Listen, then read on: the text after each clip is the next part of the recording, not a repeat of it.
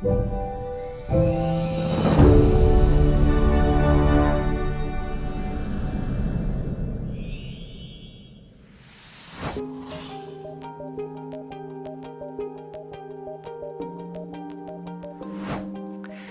have the unenviable task of having to initiate a phone call to Mrs. Mackenzie, who's one of our sort of high needs clients with cats, and she does a lot of her own research and is very insistent and demanding on particular investigations she wants and treatments that she wants that the vets at the clinic don't feel is appropriate.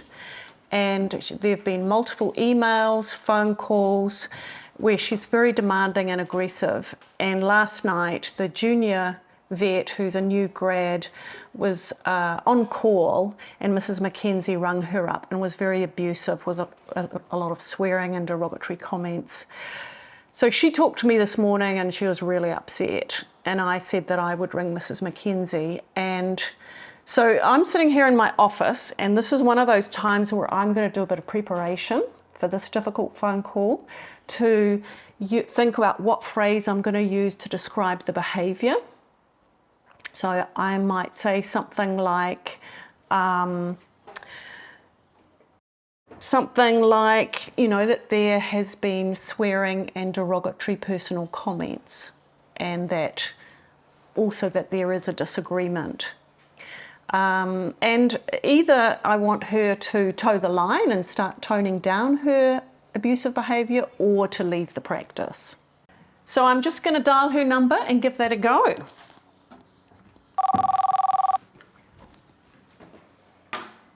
Hello.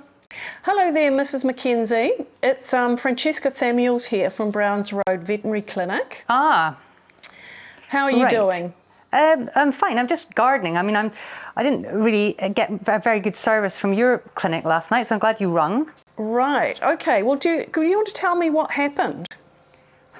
Well, as you know, I have made a very clear plan about what I want to have happen with my cat, which I assume is in your system. I've been in several times. Yeah. I spent a lot of time doing some research to, you know, to work out what she needs. Yeah. And it's very obvious. I brought in the pathway. I even printed it out for one of your staff. Yeah, yeah. And I was very clear. I'm happy to pay for that test. I just want to go ahead. And then yet again, last night, I got no joy from one of your, I don't know, one of those silly little girls you've got working with you at the moment. Right. And I just, you know, couldn't get anywhere with it. So at least I've got somebody senior now. So it sounds very frustrating for you, Mrs. Mackenzie, and I guess we've had this conversation a few times, that you've certainly put in a lot of time and effort into researching what you feel is right for Baxter. Yeah. And, you know, obviously this is really important to you. Yes. And on the other hand, we don't feel that that particular series of tests is indicated. And so I guess we are in a tricky situation where we disagree about the right thing to do for Baxter. Look, I've spent a lot of time looking at this really carefully.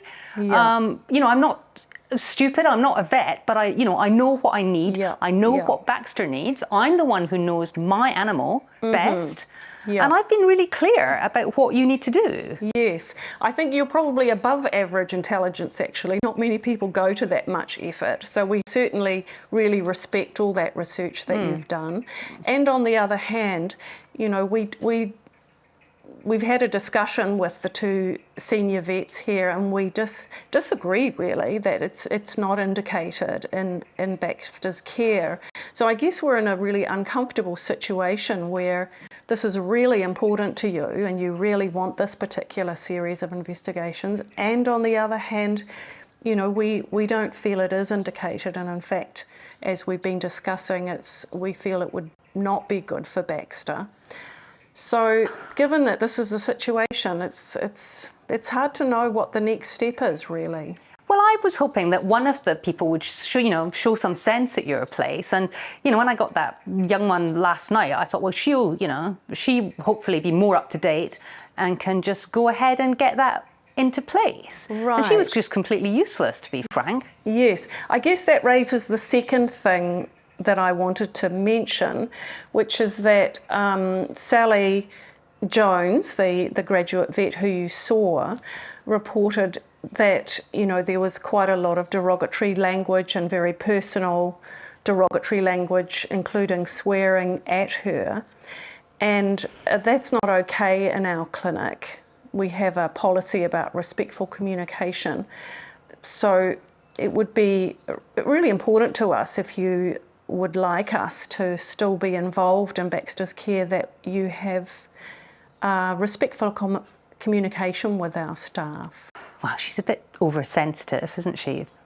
I know it's really difficult, and this feels an awkward conversation to have, because we do want to do what's right for Baxter. We both want that, don't we?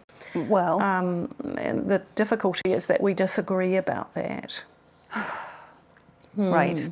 Well, I don't know. I mean, this whole thing's just useless. We're not really getting anywhere. Yeah. I do see that it's frustrating, and I guess, you know, it sounds to me like perhaps we may not be the right practice for Baxter and you, and we want you to get what you need, but it seems like we can't really provide what you want from us. Well, possibly. I don't know. But anyway, I don't think there's any much point in carrying on with this conversation. So, well, just to let you know, we really are willing to still look after Baxter, and we definitely, you know, want to have a mutually respectful relationship with you. So, we'd be really happy to pick this up again, with the understanding that, you know, we're both agree to be respectful. Right. Okay. Well, thank you. Good afternoon. All right. Bye-bye. God's sake.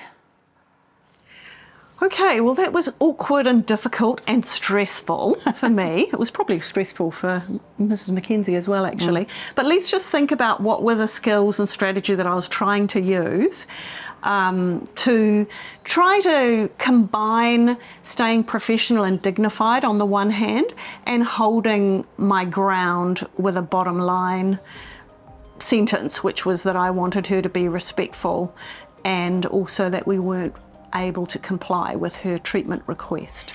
And I think it was quite a long conversation. It was actually about 5 minutes, I think.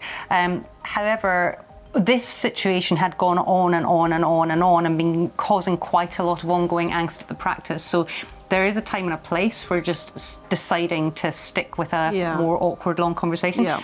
Interestingly, from my side, I couldn't get any traction because I tried to sort of flare things up a bit with insulting the vet who was on, and I would have quite liked an argument. I'm quite used to arguments, I quite like them. But she just kept the same tone of voice, she kept repeating herself, and she also kept repeating that they were willing to help Baxter, you know, rather than just ditching me. So it was quite hard for me to complain about that. But she was very definite about the respectful behaviour. Yeah, and I did want to get her talking about her experience first, because although I had my little script in my mind, I wanted to figure out where she was at. So it's quite good to ask an open question to begin with, like, tell me what happened.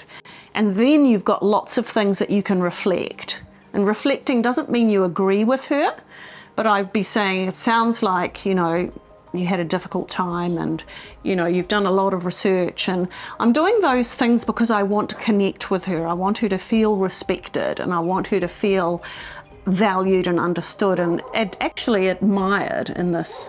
I don't know what that was like for her to hear that I thought she was above average intelligence. Well, I think it just was, I was trying to get into a sort of disagreement, and she just wasn't going there, so it was impossible. I think that's my dog barking now. Impossible for me to get into that. I probably knew my behaviour had been a bit out of line. I wasn't expecting to be called on it because I normally get away with it. It was also very clear about what was going to be appropriate for me to be like in the future, or I wasn't going to be able to use that practice, I felt. Yeah. So let's think about the 4 steps of boundaries. You don't always use them all, but you often can. And there, I think it was very clearly that the problem was named. A, that I kept asking for something they weren't prepared to provide, and B, that my behaviour was out of line last night. Yeah. Second step is the bottom line sentence, which I had prepared on my little piece of paper. Yeah. So that was helpful for me.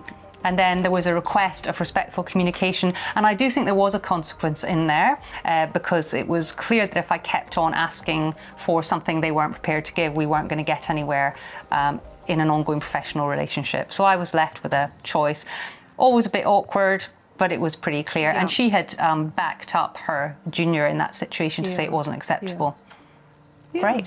So well done to you. So uncomfortable, but a line in the sand sort of conversation.